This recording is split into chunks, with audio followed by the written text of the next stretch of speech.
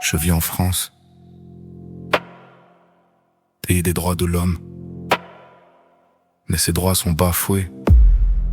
Désormais, si t'es pas assez français, les uniformes viendront te chercher. Je me réveille en sueur, par réflexe je regarde de l'heure, des heures du mat. J'ai la boule au ventre, j'entends une sirène au loin.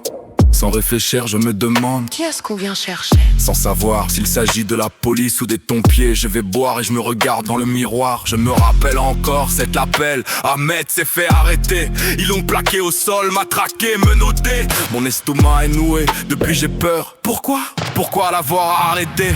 Il était pourtant gentil Ahmed, toujours le sourire aux lèvres, prêt à t'aider. Même s'il ne te connaissait pas, il venait te parler. La semaine dernière c'était des jeunes qui revenaient du lycée. Une voiture de flics s'était arrêtée. Ils sont sortis, ils ont commencé à les provoquer, les insulter. L'un et deux a essayé de leur répondre. Grosse erreur. Il a été embarqué en garde à vue. Quand il en est sorti, il ne voulait plus descendre dans la rue. Mon quartier, il y a quelques années si vivant, est presque devenu fantôme. Les assauts s'essayent de nous aider à nous sentir intégrés, mais pas la société. J'ai besoin d'air. Je sors sur mon balcon pour m'en griller une. Je rigole nerveusement quand je regarde ma clope. On nous dit d'arrêter, cette chose finira par me tuer. Mais c'est bien notre société qui finira par nous exterminer. Il suffit de regarder les gens autour pour se rendre compte qu'il n'y a plus d'amour. Ils ont réussi à faire régner la terreur. Aujourd'hui, tout le monde a peur. On craint son voisin, surtout de sa couleur. Je vais allumer la télé pour me calmer, mais c'est toujours la même chose que je vois. C'est toujours la même chose que j'entends. Des propos de xénophobes, racistes sur les plateaux. Quand ce n'est pas des émissions rébiles qui te détruisent le cerveau. J'entends encore Pascal Pro nous mettre tous sur le dos. J'entends l'extrême droite nous rendre responsables de tous les maux. Mais pas un seul d'entre deux s'est mis dans notre peau. Ils mentent comme ils respirent, font porter le chapeau, même à croire que pour eux liberté, égalité, fraternité, ça n'a jamais existé, non. Ils ne connaissent que la haine. Ils dénoncent la violence des uns pour lui honorer la violence des leurs. Arrêtez de croire leurs promesses, c'est des leurs. De l'autre côté de l'Atlantique, la milice de Trump a encore tué.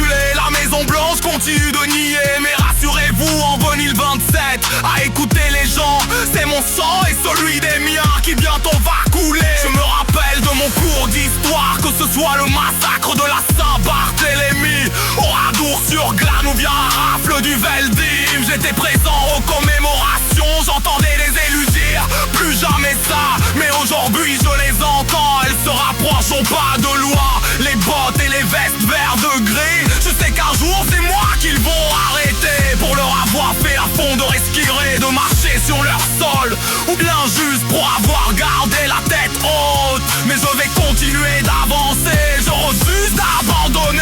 Je prendrai le maquis, j'attendrai un nouveau Jean Moulin ou un nouveau Toussaint Louverture, un résistant qui appellera à la libération. Je ne souhaite la mort de personne, je n'appelle pas à la haine ou au désordre. Je demande juste la paix, la concorde, pouvoir vivre simplement avec mes amis, ma famille et mes futurs enfants.